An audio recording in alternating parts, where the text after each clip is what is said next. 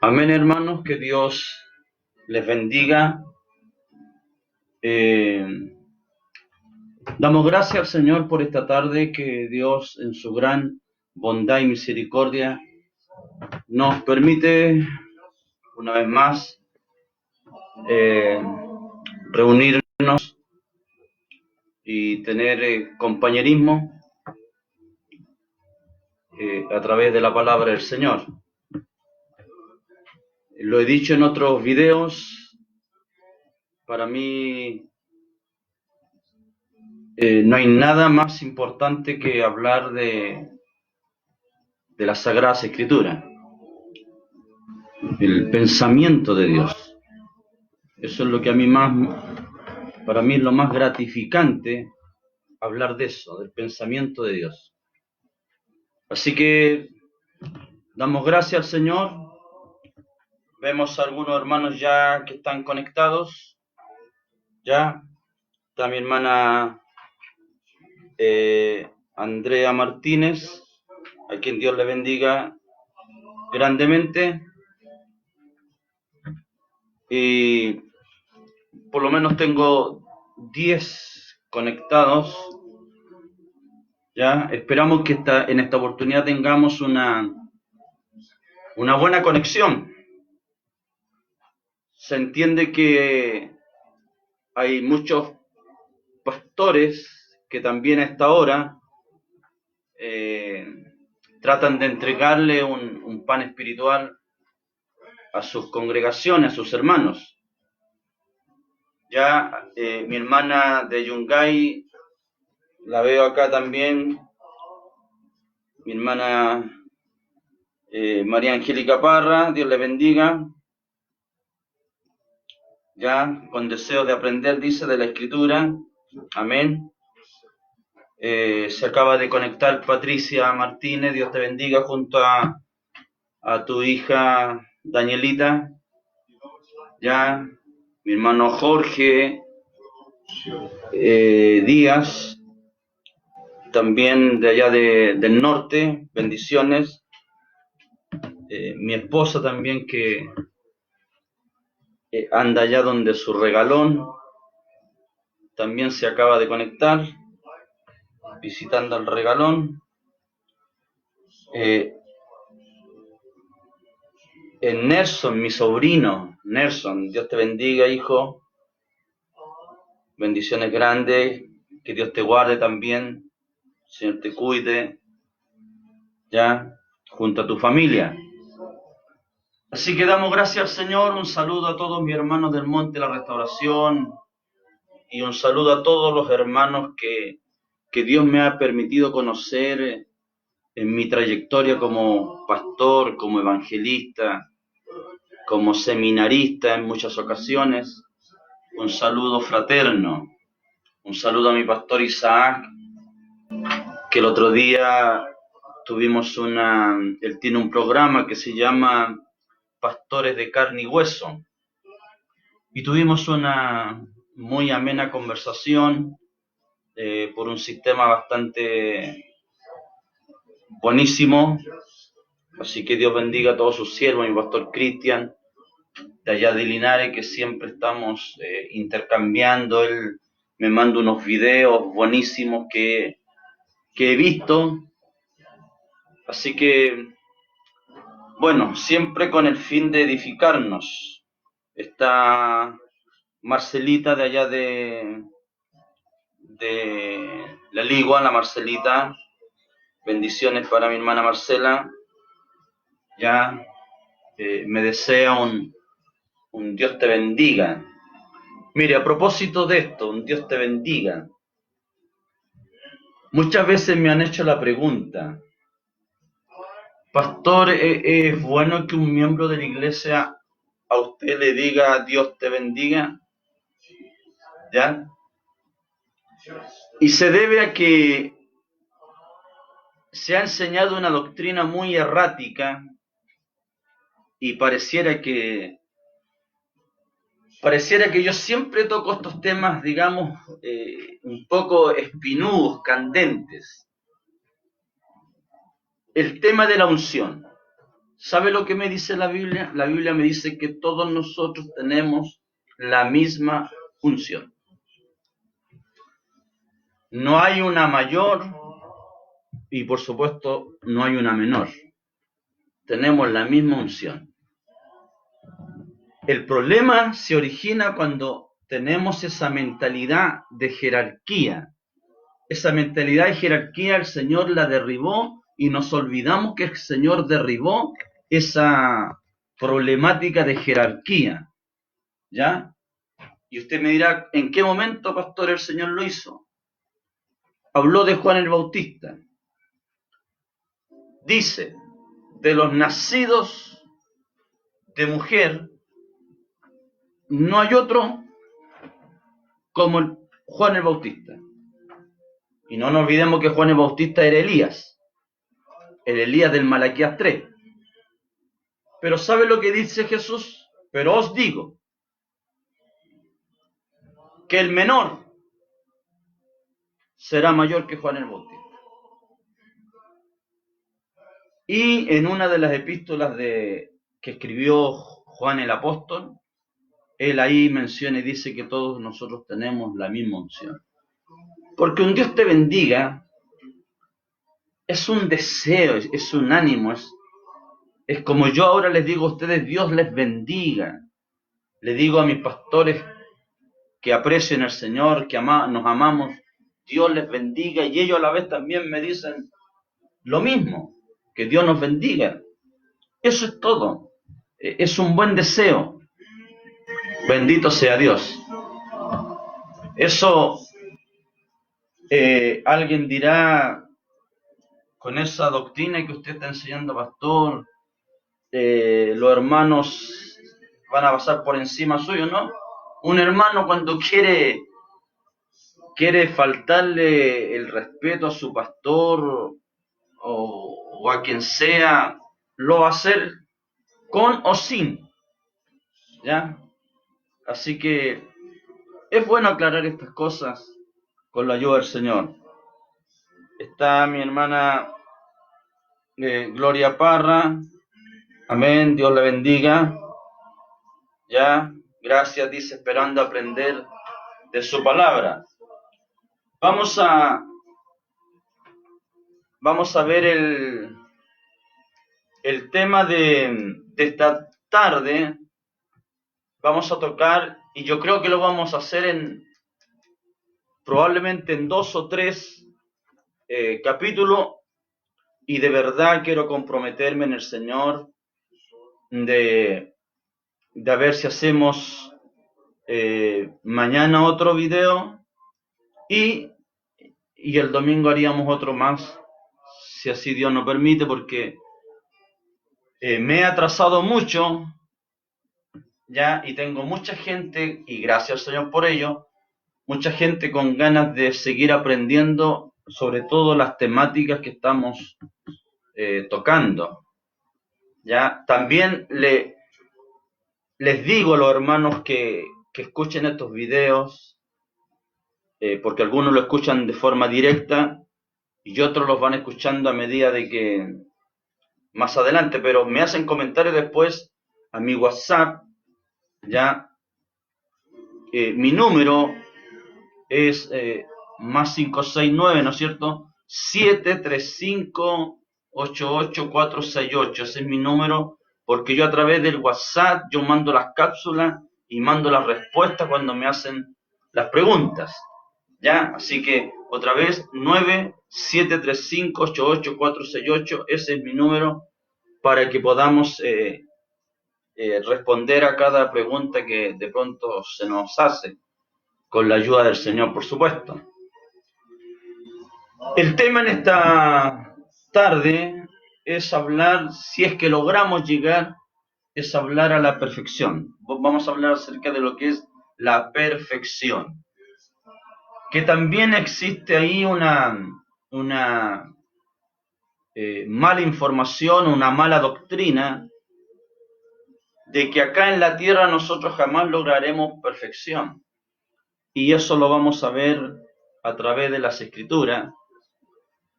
Resulta que en el cielo, o la entrada al cielo, el filtro va a ser el filtro más fino que pudiera existir. ¿A qué me refiero? Ninguna cosa inmunda, nada con tacha, nada que tenga defecto podrá entrar. Por lo tanto, la perfección se tiene que obtener aquí en la tierra. Así que es el tema que vamos a abordar en esta tarde con la ayuda del Señor. Ya vamos a tener dos citas bíblicas en las cuales vamos a tratar de profundizarnos un poquito, ya mediante la ayuda del Señor. Yo tengo acá, yo espero que lo logren ver, yo tengo acá un dibujo, una pirámide, de la cual vamos a hablar. Esta es llamada la segunda Biblia, ¿ya? De eso vamos a hablar. ¿Qué tiene que ver con la estatura de un varón perfecto?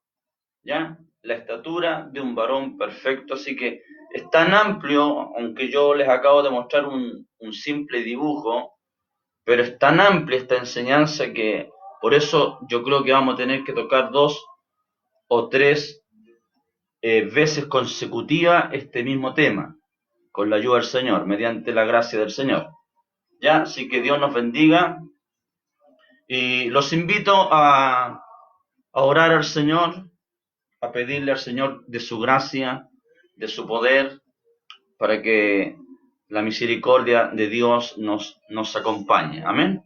Oremos al Señor. Padre, te damos gracias por esta oportunidad que tú nos concedes, Señor, de ser participante de esta bendición, contar con esta plataforma con la cual podemos, Señor, alimentar a nuestros hermanos, edificarnos. Surge la enseñanza, pero también surge las interrogantes, las preguntas. Señor, yo te ruego que tú nos bendigas a todos mis hermanos que nos están conectados.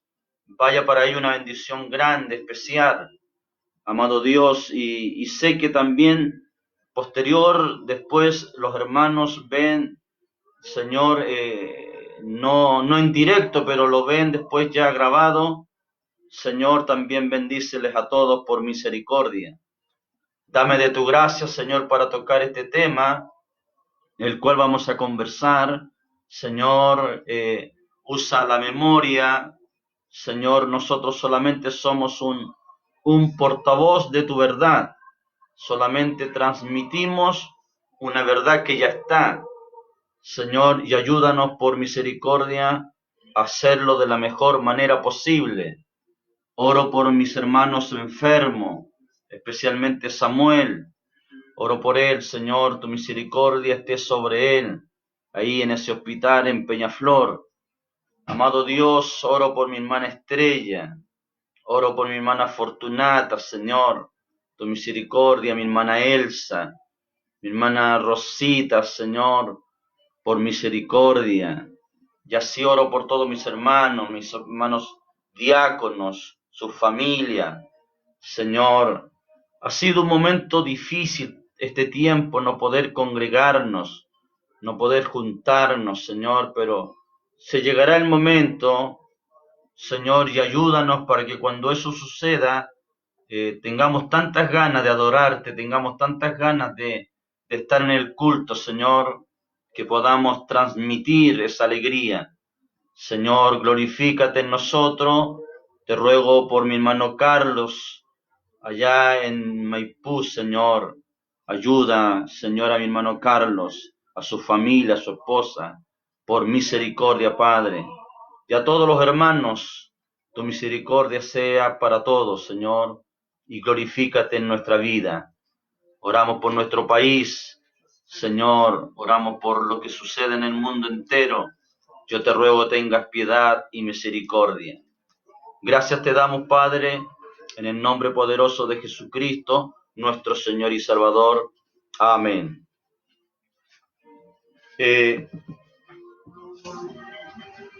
Bien,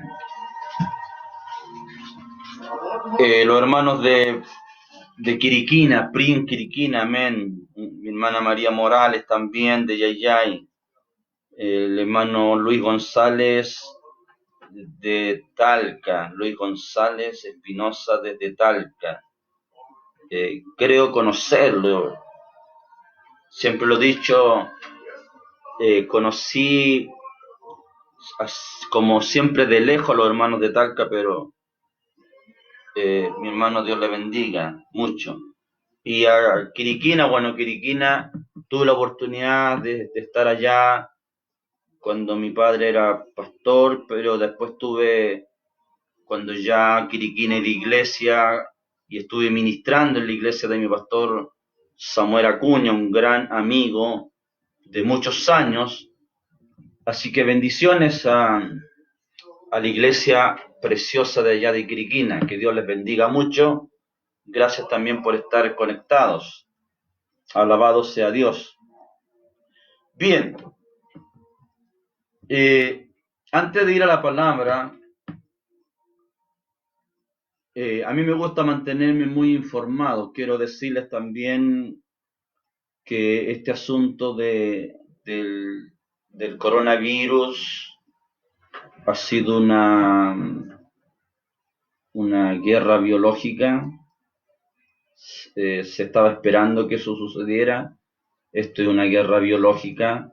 Ya cumplió el propósito. El propósito de esta guerra biológica era justamente desestabilizar la economía de los países, a fin de que los países, considere esto que le estoy diciendo por favor, a fin de que los países se vuelvan a endeudar ya con los que dirigen esta élite a nivel mundial.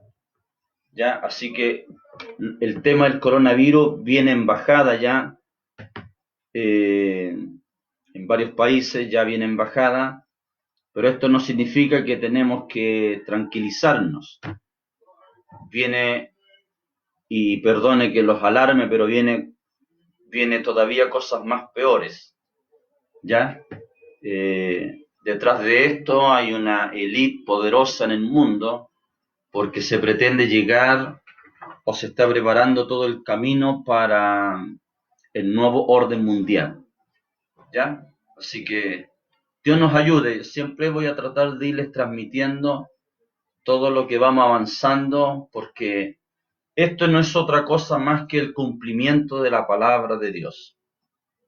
Por esa razón, en esta tarde quiero hablar acerca de la perfección, porque la perfección nos permitirá realmente entrar o no entrar. ¿Ya? Por lo demás, Jesús lo dijo. Jesús lo dijo, cuando estas cosas comiencen a suceder, hay que levantar la cabeza, ¿no? Ya, la cosa no viene fácil, viene más complicada. Ya, Dios tenga misericordia.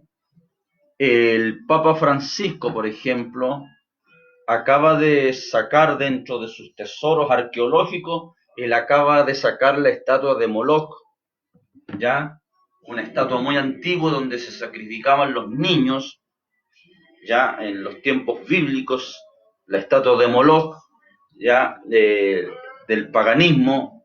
Entonces el Papa la sacó de donde ellos esconden todos estos tesoros arqueológicos y la colocó allí. Ya, todo esto,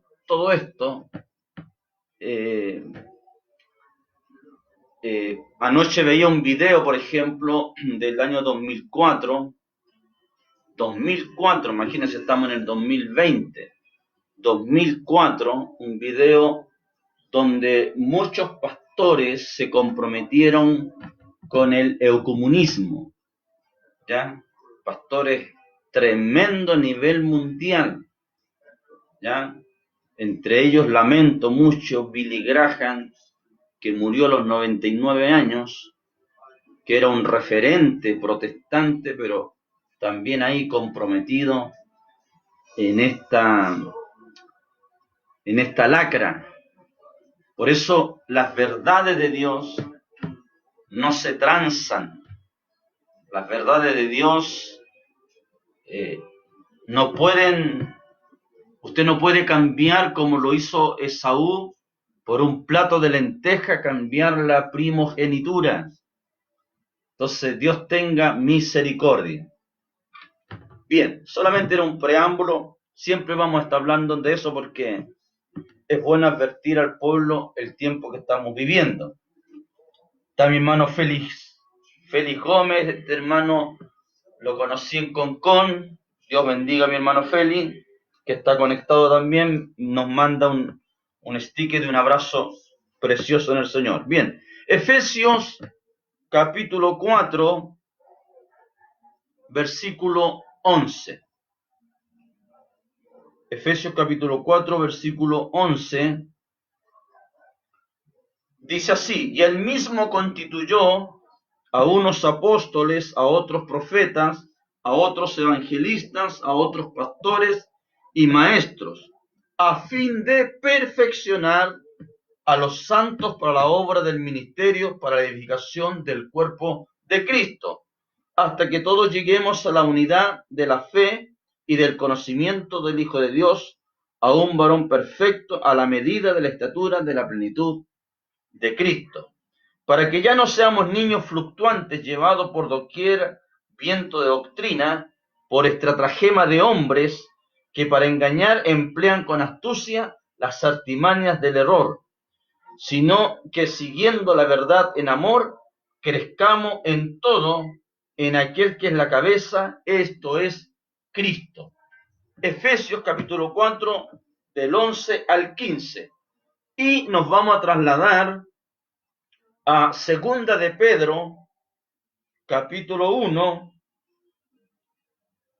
Segunda de Pedro, capítulo 1, que dice así: Simón Pedro, siervo y apóstol de Jesucristo, a los que habéis alcanzado por la justicia de nuestro Dios y Salvador Jesucristo una fe igualmente preciosa que la nuestra.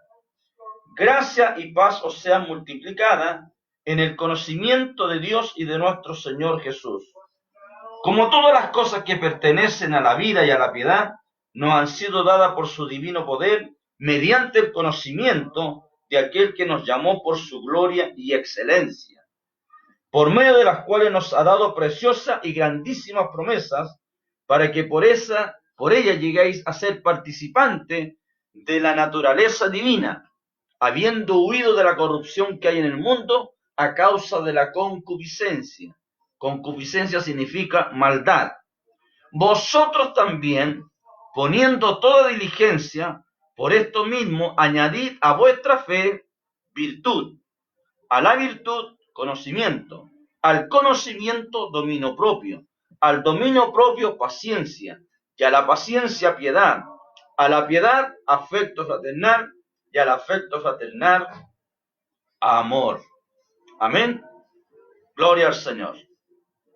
Porque si estas cosas están en vosotros y abundan, no os dejarán estar ociosos ni sin fruto en cuanto al conocimiento de nuestro Señor Jesucristo. Dios bendiga entonces estas porciones bíblicas. Acabo de ver un stick de mi hermana Yoconda Gallardo, que también ella es de allá de Concón, esposa de un gran amigo, mi hermano Víctor Corbalán, a quien Dios le bendiga grandemente. Siempre, las veces que estuve en Concón, estuve viviendo también, mi hermano Víctor, un gran amigo en el Señor, compartimos conversaciones secretas y siempre nos edificábamos, así que es bueno tener amigos en el Señor, ¿ya? Y yo doy gracias a Dios por los amigos que he conocido en mi vida. He tenido muy buenos amigos y la mayoría, casi todos ellos, amigos en la fe. Así que damos gracias al Señor. Bien. Perfección. Lo dije, no se puede pretender, me incluyo, No puedo yo pretender llegar al cielo, alcanzar vida eterna, salvación, estar junto con el amado de mi alma, que es Jesucristo, ¿ya? Si no pienso en esta demanda que el Señor nos hace, que tiene que ver con la perfección. Confundimos a veces las escrituras, ¿ya? Y de pronto, en vez de aclarar a la gente, al pueblo cristiano, aclararle, los confundimos más por no dar una correcta interpretación de lo que Dios quiso decir en su palabra.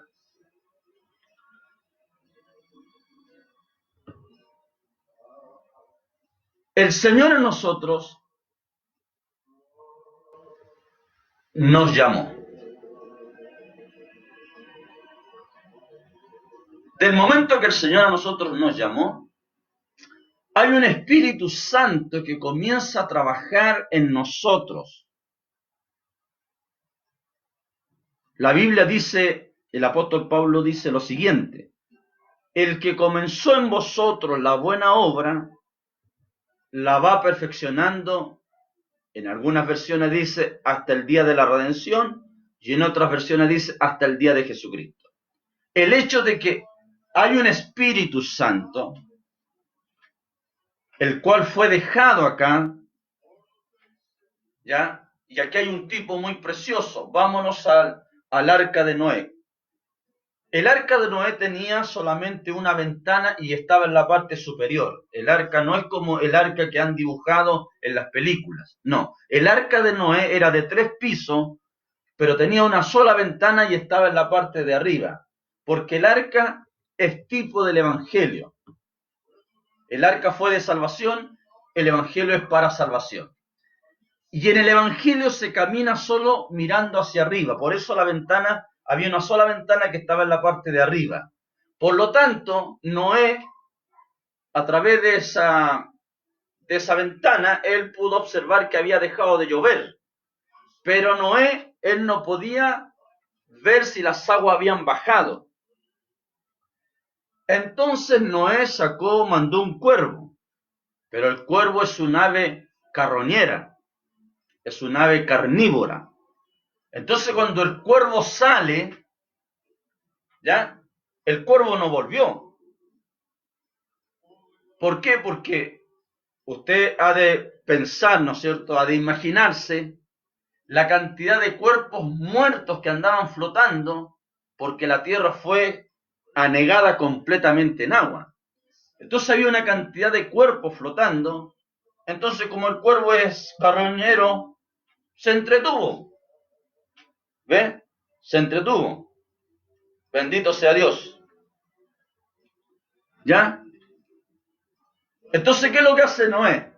Como el cuervo mostró su naturaleza, y aquí hay una enseñanza tremenda, el carnar va a salir y olvídese que va a volver. No vuelve nunca. Bendito sea Dios. Entonces, Noé manda ahora una paloma. La paloma no tuvo dónde posar sus piececitos, volvió. Primera salida. Eso es Dios en el Antiguo Testamento. Dios no tuvo dónde poder habitar. Lo manda por segunda vez y la paloma vuelve porque logró posar sus piececitos en un olivo y trae en su boquita, en su piquito, una rama de olivo. Ese es Jesucristo. La primera salida, ese es Dios. Dios no tenía dónde. Por eso no nos olvidemos que David determina levantar un tabernáculo donde Dios habitara. David no pudo hacerlo porque sus manos estaban muy manchadas con sangre, pero lo hizo su hijo Salomón, y Salomón levantó un tabernáculo donde Dios pudiera habitar. Bien, entonces estaba explicando que la segunda tipifica a Jesucristo, y trayendo la rama de olivo, y la rama de olivo es la reconciliación. Por eso vino Cristo y nos reconcilió con Dios el Padre.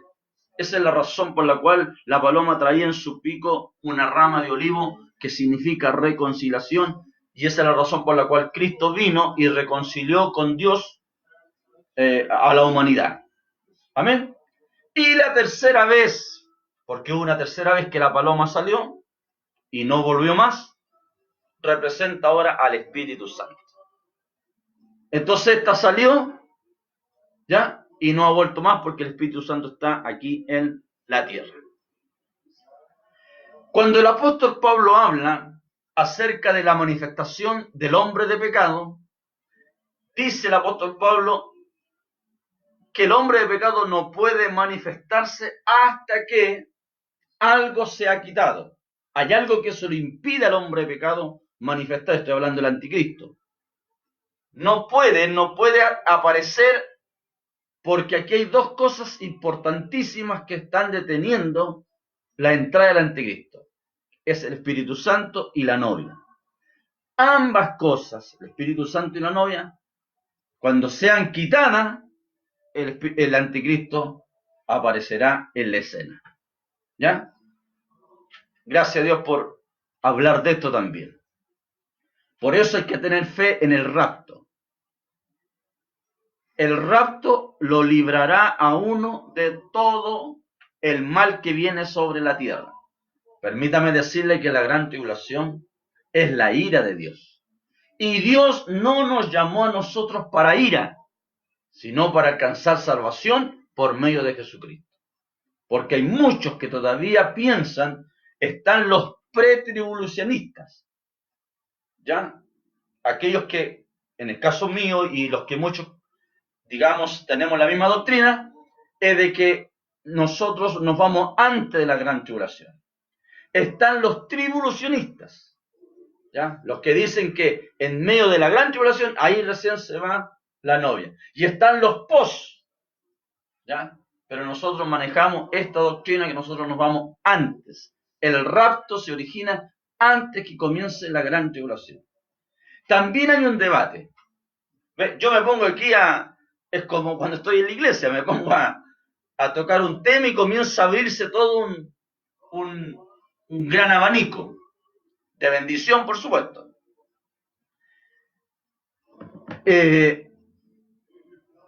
Está el tema que debiera de competirnos a todos nosotros de las 70 semanas de Daniel. Muchos hablan, porque no nos olvidemos que desde que Daniel profetizó hasta la venida de Cristo, ¿ya? Se cumplieron 69 semanas. Por lo tanto, faltaba la semana número 70 por cumplirse, que no se cumplió. Por lo tanto, para muchos que manejan o tratan de meterse en el área de la escatología, predican lo siguiente: quedan 7 años, divididos en 2. ¿Y sabe cómo le llaman? ¿Ya? Esto se lo he escuchado a teólogos y hay muchos que se manejan en el área de la escatología. Le llaman los 3 años primeros, le llaman los años de pretribulación. No existe. No existe. Pretribulación. No existe. ¿Ya? Y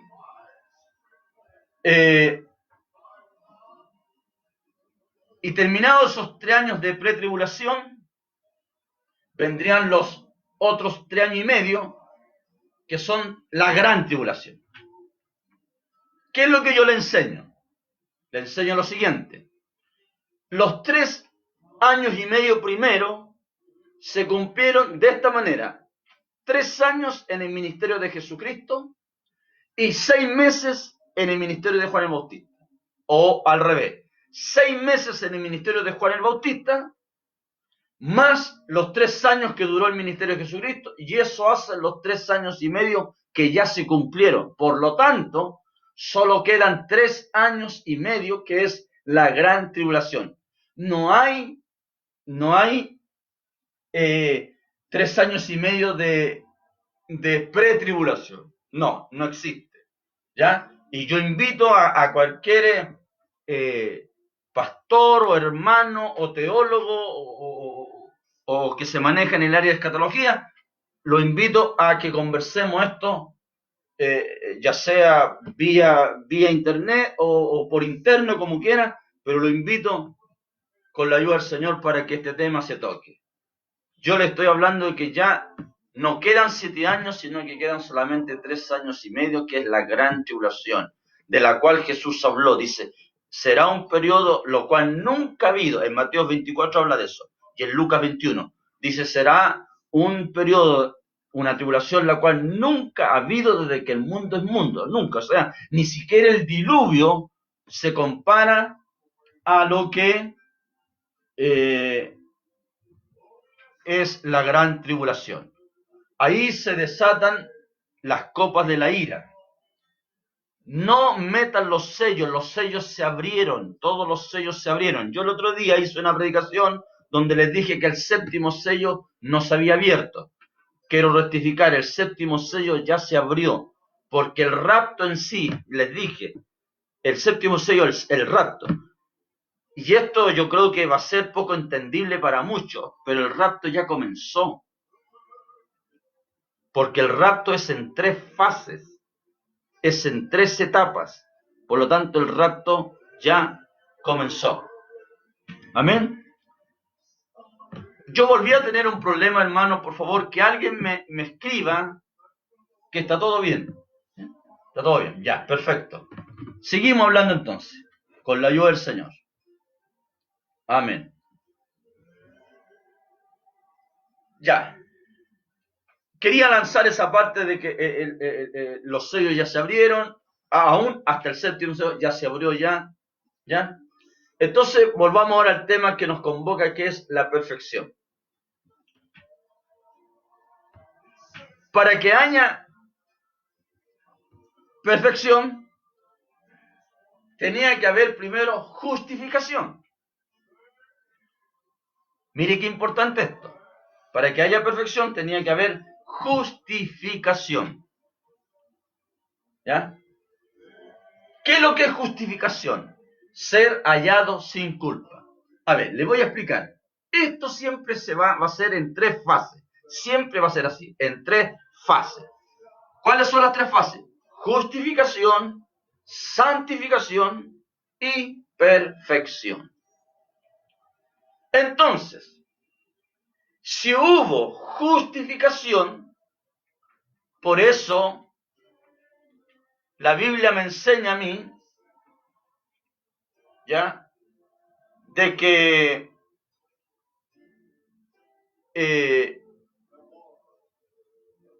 dice, a los que predestinó, a estos llamó.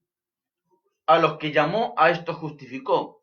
A los que justificó, a estos santificó. Y a los que santificó, a estos glorificó. Ese es el tema. O sea, ¿usted cree que a Dios se le va a ir un detalle? ¿Usted cree que Dios es un Dios que trabaja a media, en circunstancias que Dios conoce el fin desde el principio? Dios conoce el fin desde el principio. No nos olvidemos una de las frases preciosas que Jesús dice en la cruz. Cuando Él dice consumado es, esa palabra consumado es, Él está diciendo, el plan está concluido, la tarea está hecha. En ese Dios nosotros servimos. Entonces, ¿qué es lo que nos pasa a nosotros o qué es lo que se nos enseña a nosotros? Siempre se nos enseña un evangelio de imposibilidad. Imposibilidad. ¿Sabe usted que el apóstol Pablo, que es el apóstol de los gentiles, sabe usted que en los comienzos de cada carta apostólica, él decía a los santificados, a los santos que están en Galacia, a los santos que están en Roma, a los santos que están en Éfeso? Es ¿Es un apóstol adelantándose a algo que no había sucedido? No. Pablo le creía a la palabra, Pablo le creía a una obra que realmente Dios hace en el corazón del creyente. Usted puede mirarse a sí mismo, yo también me puedo mirar a mí mismo.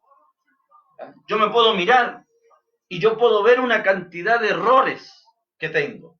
Yo puedo ver una cantidad de falencias. El tema es que yo tengo que mirarlo a Él. El tema es que yo tengo que darme cuenta, primero, yo no elegí al Señor. No hay hombre que busque a Dios. Dios lo busca a uno. No hay hombre que busque a Dios. Es Dios quien busca al hombre. Entonces, Dios a uno lo predestinó. Dios a uno lo llamó. Dios a uno lo justificó. El Dios quien dice ya, a este lo encuentro sin culpa. Justificado significa ser hallado sin culpa. Mire, les voy a llevar al Antiguo Testamento. En el Antiguo Testamento, cuando vivieron con sangre de becerros y vivieron bajo la sangre de machos cabríos y vivieron la sangre de animales, aún así Dios consideró a un Abraham justo, consideró a un Noé justo. ¿Ya? ¿Qué le parece a usted? Vaya usted a la Biblia y se dará cuenta de que Dios consideró a esos hombres, los consideró justos. Abraham justo, Noé justo. El mismo Job, cuando Dios conversa con Satanás, Dios mismo le dice, ¿no has considerado a mi siervo Job, que no hay otro como él? Varón justo, le dice. Y eso que ellos todavía estaban bajo la sangre de machos cabríos, bajo la sangre de becerros, bajo una sangre que solamente perdonaba, pero no quitaba. ¿Cuánto más mayormente nosotros, que estamos bajo la sangre del unigénito Hijo de Dios? Eso es lo que nosotros tenemos que mirar, eso es lo que nosotros tenemos que ver, que por la gracia de Dios estamos bajo una sangre, y no cualquier sangre, la sangre del Hijo de Dios. Alabado sea el Señor. Amén. Avísenme, por favor, que la señal está llegando. Ya, está llegando la señal. Bueno, Dios nos bendiga, Dios unja también estos elementos que tenemos, ya, porque lo que uno pretende es que todo salga lo mejor posible. Miremos la naturaleza. Siempre coloco el ejemplo de la naturaleza. La naturaleza a nosotros nos enseña de que primero está el bulbo. El bulbo muere, debajo de la tierra muere. Luego viene el tallo. ¿Ya? Entonces el bulbo representa la justificación, el tallo representa la santificación y la flor, que es la última etapa, representa ahora la perfección. ¿Ya? Si podemos, insisto, si podemos ser justificados o ser hallados justificados delante de Dios, ¿qué es lo que nos justifica? Partamos por ahí, nuestra fe. ¿Qué fue lo que justificó a Abraham? Su fe. La fe de Abraham dice que le fue contado por justicia. ¿Ya? A favor de él. Se le sumó a favor de él la fe que él tenía. Él le creyó a Dios. Dios le dijo, sale de tu tierra, sale de tu parentela y ándate a otra tierra. Haré de ti una gran nación, te bendeciré. Abraham le creyó. Y la fe se le fue contado por justicia. Imagínese usted. Qué importante es creer. Qué importante es tener la fe genuina, la fe que corresponde. Gloria al Señor. Que Dios nos bendiga. Amén. Entonces, en Efesios, nos encontramos primero, y esto tiene que entenderlo todo líder, toda iglesia, tiene que entenderlo esto. Hay un ministerio quíntuple. Dios estableció un ministerio quíntuple. Con esto, me voy a ganar enemigos. Probablemente me voy a ganar enemigos. Pero hay que decirlo. No es suficiente la voz de tu pastor. Hay un ministerio quíntuple actuando en este momento. ¿Ya? Hay un ministerio quíntuple. Bendito sea Dios. Que Dios nos bendiga. Amén. Efesios dice, Dios constituyó primeramente apóstoles. ¿Ya? Lo vamos a leer. Él mismo constituyó a unos apóstoles, a otros profetas, a otros evangelistas, a otros pastores y maestros. Lo que sí hay que tener en claro es que Dios dejó el cuidado de las iglesias a los pastores. Eso sí hay que tenerlo en claro. Todos los demás ministerios tienen que estar sujetos a los pastores, porque Dios dejó a los pastores al cuidado del rebaño, de las iglesias. Alabado sea Dios. De eso hay que tenerlo, pero más que claro. Pero no debemos de olvidar de que tiene que haber un ministerio quíntuple en plena acción, porque estos son los que perfeccionarán a la novia. Estos son los que van a vestir a la novia y la visten con la palabra, no la visten con ninguna otra cosa, sino solamente con la palabra. El vestido de la novia es la palabra del Dios viviente. Alabado sea Dios. Dios nos bendiga.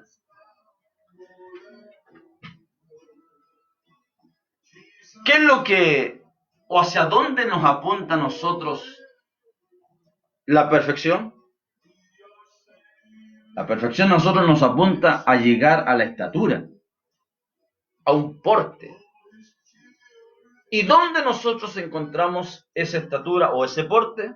Por eso leímos segunda de Pedro, capítulo 1. Lo leímos. ¿Ya? Y aquí comienza cómo es el crecimiento de un creyente. Vosotros también poniendo toda diligencia, por esto mismo añadid a vuestra fe, esa fe que ya está ya. El primer piso es la fe.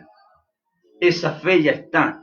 Y tampoco debemos de olvidarnos, dice la Biblia, que Dios mismo es el autor, o sea, el que le da inicio a esa fe, y Él mismo es el consumador, el que le coloca fin a esa fe. Así que esa fe ya está. Lo primero que llega a nosotros es fe. ¿Ya? Gloria al Señor. Pero, esa fe es la que comienza a abrir, es la llave que comienza a abrir todo lo que el Señor tiene para nosotros. Mire, vamos a una parte. Jesús le pregunta a sus discípulos, ¿qué dice la gente? ¿Quién soy yo? Y el comentario de la gente era diverso. Algunos pensaban que era Elías, otros llegaron a pensar que era un profeta de la antigüedad, y otros llegaron a pensar que posiblemente era el mismo Juan el Bautista, que había sido muerto un par de tiempo atrás nomás. Esa era la opinión de la gente acerca de Jesús. Luego, Jesús les dice, y vosotros, les dice a sus discípulos, ¿quién decís que soy yo? Un silencio rotundo. Quizás por miedo a responder o por quizás no saber qué responder. Pero de pronto bajó revelación, y revelación es fe, o fe es revelación. ¿Ya? Como usted quiera presentarlo. Fe es revelación, o revelación es fe. Usted dirá, pastor, ¿por qué fe es revelación? Porque lo dice Hebreo 11. Hebreo 11 dice que la fe te permite ver lo que no se ve. La fe es la certeza de las cosas que usted está esperando. Es la convicción de lo que usted espera. En fin, eso es fe, es revelación. Entonces, en el corazón de Pedro Comienza ahora a arder esa fe fuerte. Yo creo que tú eres el Cristo, el Hijo del Dios viviente. ¿Cuál fue la respuesta de parte de Jesús referente a lo que Pedro dice? Le dice, bienaventurado eres, Simón, hijo de Jonás, porque no te lo ha revelado carne ni sangre, porque la revelación no es humana, la revelación es divina. No te lo ha revelado carne ni sangre, sino mi Padre que está en los cielos. Y la conversación sigue, y Jesús sigue declarando ciertas verdades, y le dice, y yo te digo que tú eres Pedro,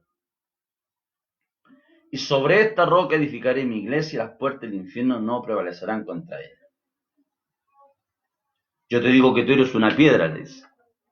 Una piedra que está pegada a esta roca que es la revelación. Tú eres una piedra. Y sobre esta, hablando al final de toda la iglesia, todos nosotros somos piedras vivas, dice Pedro. Todos nosotros que componemos este edificio. ¿Ya? Entonces, sobre esta roca que es la revelación, le dice, tú eres Pedro, tú eres una piedra. Pero sobre esta roca, no como la iglesia católica enseñó que sobre Pedro fue edificada la iglesia.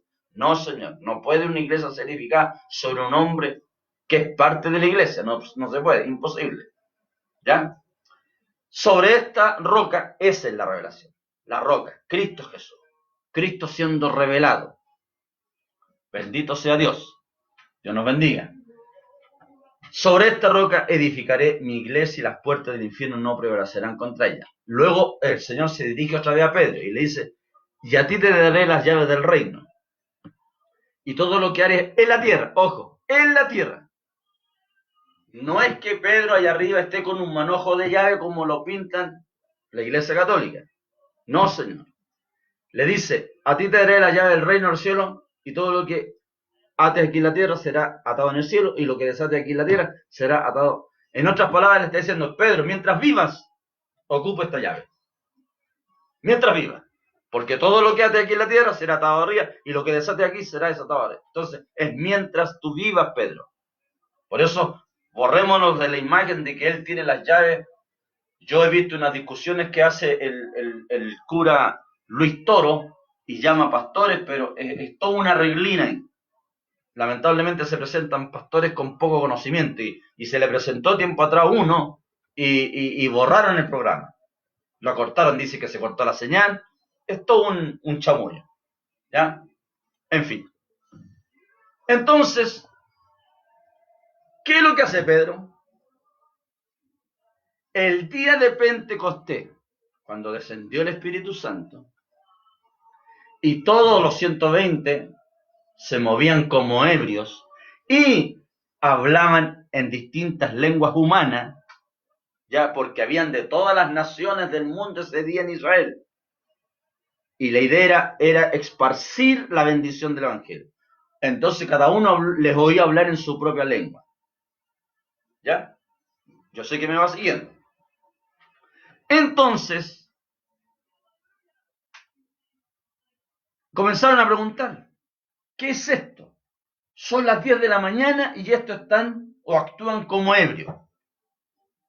Y ahí Pedro toma las llaves y abre la llave y dice, esto es, ¿ya? Lo que el profeta Joel enseñó. Y siguió usando la llave, porque le dijeron, ¿y qué hacemos, Pedro? Porque Pedro se mandó un discurso grande ahí. Y le dijeron, Pedro, ¿qué hacemos? Y Pedro siguió usando la llave. Le dijo Pedro ahora, bautícese cada uno de vosotros en el nombre del Señor Jesucristo, no en el nombre del Padre, ni del Hijo, ni del Espíritu Santo, no, en el nombre del Señor Jesucristo, para la remisión de vuestros pecados. El bautismo es para remisión de pecados.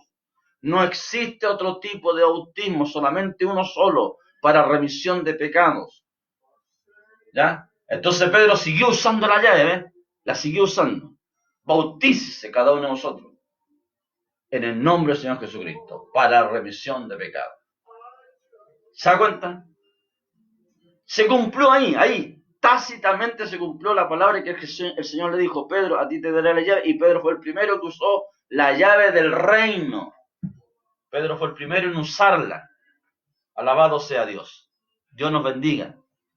Entonces, Dios coloca en nosotros fe. O sea, coloca en nosotros esa llave.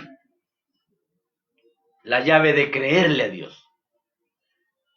Entonces, cuando tenemos nosotros esa llave en nuestra mano, esa llave nos permite ahora abrir virtud, ciencia, conocimiento. Virtud es poder. Virtud es poder.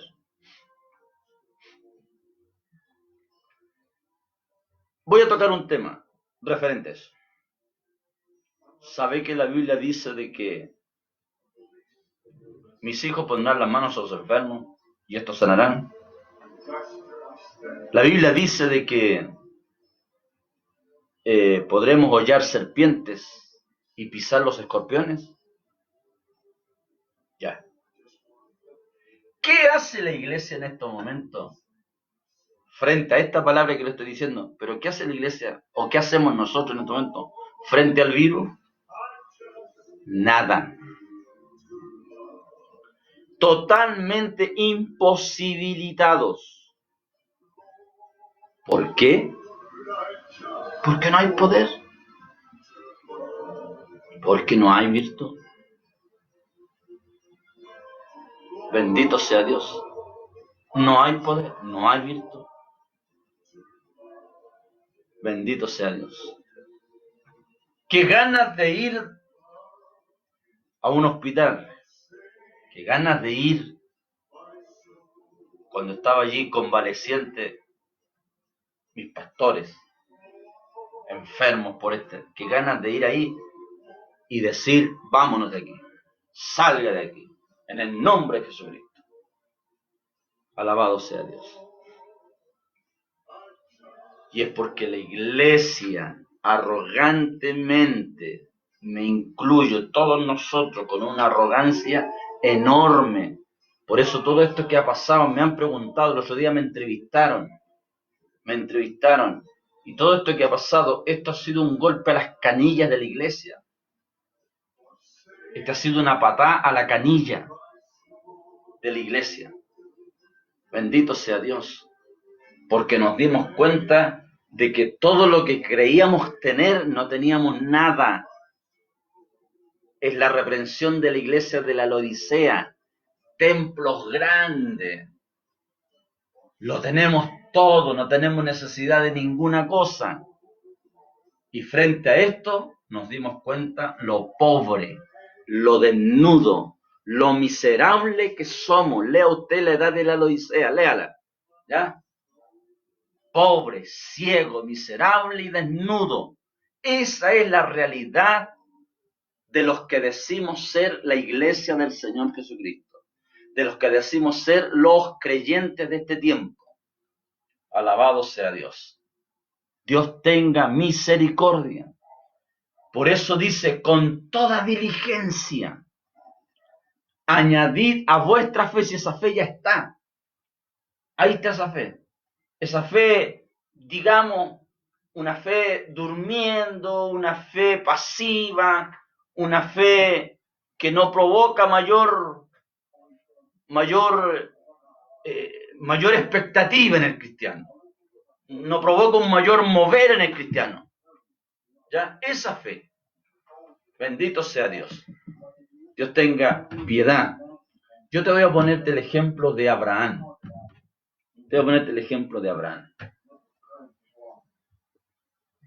Abraham tenía 75 años cuando Dios le da la promesa de un hijo. De ahí pasaron 25 años. Abraham siguió creyendo.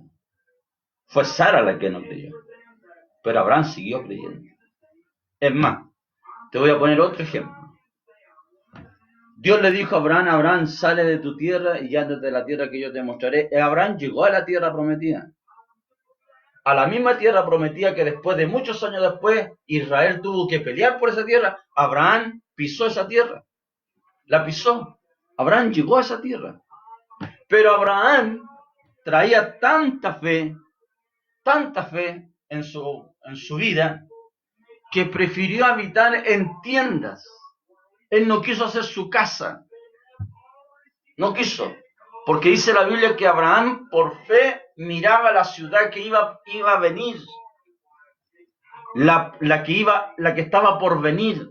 Esa ciudad cuyo arquitecto es Jesucristo. Cuyo constructor es Dios. Eso es fe. Bendito sea Dios. Dios nos bendiga. Entonces nosotros no tenemos esa fe. Esa altura de fe. Tenemos, pero no es altura. Jesús, a modo de reprensión, le dice a sus discípulos, y nos dice a nosotros ahora, si tuvierais fe, como el grano de una mostaza, podíais decirle a este monte, desarráigate, plántate en el mar, y conforme a tu fe, sería hecho. ¿Cuál fue la fe que el Señor alabó? Él alabó la fe de un centurión. Cuando ese centurión le dijo, no soy digno que entres bajo mi techo, di tu palabra. He ahí, amado hermano, y los que me están escuchando, he ahí donde nosotros tenemos que apuntar, he ahí donde tenemos que volvamos a la palabra.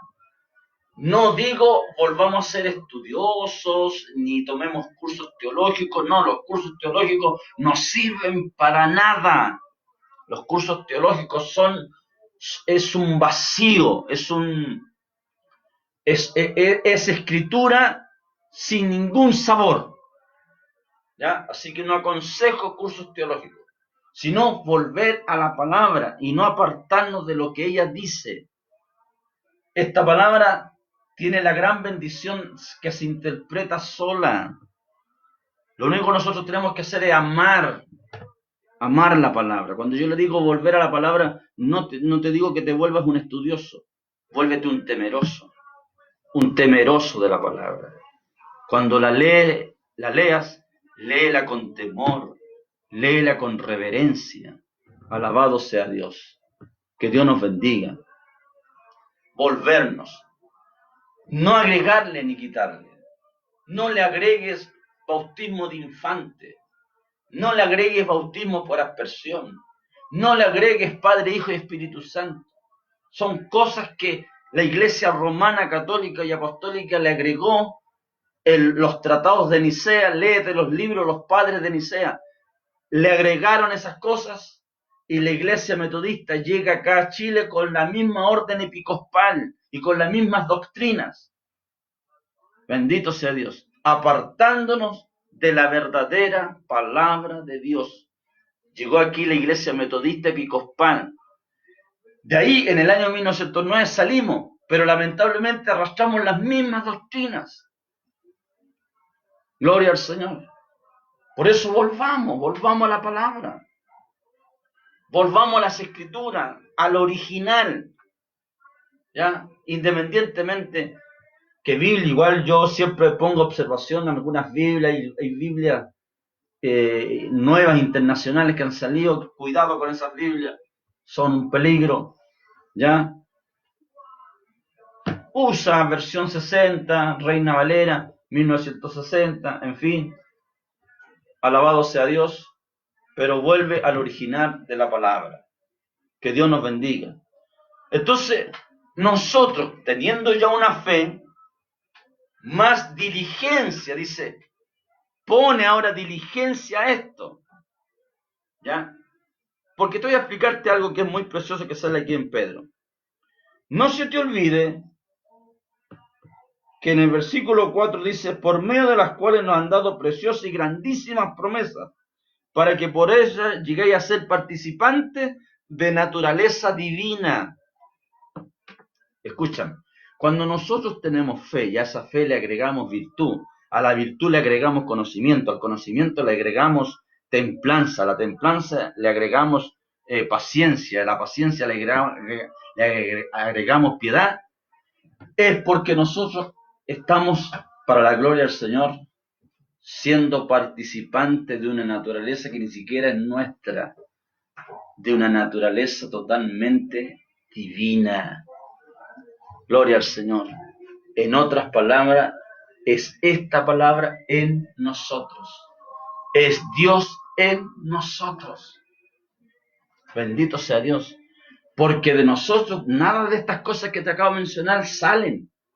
De nosotros salen envidias, herejías, borrachera, pleitos, contiendas. De nosotros sale todo lo malo que tú te puedas imaginar. Todo eso sale de nosotros. Pero te estoy hablando de aquí, de esto. Esto me enseña a mí ser participante de una naturaleza divina. Alabado sea Dios. Una naturaleza totalmente divina. ¿Dónde? ¿Qué es lo que empieza a emanar de nosotros? Fe, virtud, conocimiento, templanza, paciencia, piedad. ¿Ya? Y vamos formando la estatura de un varón perfecto. Somos participantes de una naturaleza divina, o sea, somos copartícipes de lo que es Cristo.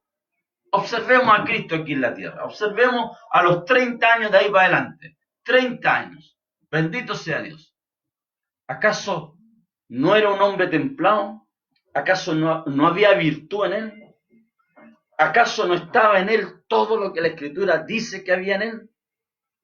Bendito sea Dios. Que Dios nos bendiga, hermano. ¿Ya? ¿Te das cuenta? Así que yo te invito, en el nombre del Señor, a creer a la demanda que Dios nos está dando. Comienza con justificación. La justificación nos lleva a santificación. La santificación nos lleva a la perfección. Para allá Dios quiere llevarnos, a la perfección misma. Porque estamos, amado hermano, esto no va a parar. Este fue un ataque biológico. Desestabilizó, ya cumplió el propósito. Esto no va a parar. ¿Ya? Pero viene el nuevo orden mundial. Viene el 5G. ¿Ya? Viene el endeudamiento de todos los países. Y si tú observas, el único país que no tiene problema es Israel. Imagínate la gran bendición. Alabado sea Dios. Dios nos bendiga. ¿Te das cuenta? Entonces, si Dios está cumpliendo su palabra, señales por aquí, por allá, ¿ya? Profecías, llegando a un fiel cumplimiento, entonces nosotros como creyentes, si decimos que le creemos a esta palabra, también nosotros tenemos que prepararnos, ¿ya? Tenemos que prepararnos ahora, no después de. No después, es ahora. Es ahora. ¿Sabías tú que Cristo fue perfeccionado? Pero ¿cómo, pastor? Si él no... Él era perfecto, él era intachable. No, él fue perfeccionado. Lo dice Hebreos capítulo 4. Dice Cristo en los días de su carne, ¿ya? Tuvo que aprender a obedecer. Porque el antes de él era eterno. Él era Dios. Él es Dios. Y estando en el cielo, todos le adoraban. Pero cuando tuvo que venir aquí, en la tierra, ¿ya? Él aquí tuvo que someterse, tuvo que aquí aprender obediencia. ¿Y qué dice Hebreos capítulo 4? Y habiendo, dice, aprendido la obediencia, fue perfeccionado a causa de su aflicción. Y habiendo sido perfeccionado, llegó a ser autor de eterna salvación. ¿Te das cuenta? Entonces, nosotros, amado hermano, el llamado que te hago en esta tarde, ya es un llamado hacia la perfección. Tienes que creerle a la palabra. Olvídate de todos los rudimentos. ¿Qué dice Hebreos capítulo 6? Por tanto, dejando atrás los rudimentos. ¿Qué es lo que son los rudimentos? Los primeros pasos, los inicios. Déjalo atrás, ya deja de ser un bebé. Deja de ser una guaguita, ¿ya? Deja, por tanto, dejando los rudimentos de la doctrina de Cristo, ¿ya? No está diciendo que dejemos la doctrina de Cristo, sino dejemos los rudimentos de la doctrina de Cristo.